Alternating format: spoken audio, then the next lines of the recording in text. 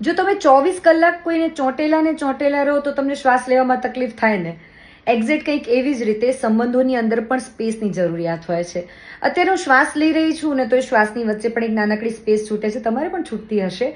હું શબ્દો બોલી રહી છું તો એની વચ્ચે પણ એક નાનકડી સ્પેસ છૂટી રહી છે, અને તો જ તમને સમજાય છે, અધરવાઇઝ બધા શબ્દો ભેગા થઈ જાય. આપણે મ્યુઝિક સાંભળતા હોઈએ તો મ્યુઝિકની વચ્ચે પણ એક નાનકડી સ્પેસ આવતી હોય મ્યુઝિક માટે. જો એકલા લિરિક્સ આવે તો પણ તમને સોંગની મજા ના આવે. એવી જ રીતે લાઈફની અંદર, દરેક રિલેશનની અંદર એક નાનકડી સ્પેસ આપવાની અને લેવાની બંનેની જરૂરિયાત હોય છે. હમણાં ક્યાંક વાંચ્યું કે કીપ ડિસ્ટન્સ, એના પરથી મને આ ખ્યાલ આવ્યો કે ડિસ્ટન્સ અને સ્પેસમાં કેટલો મોટો તફાવત છે.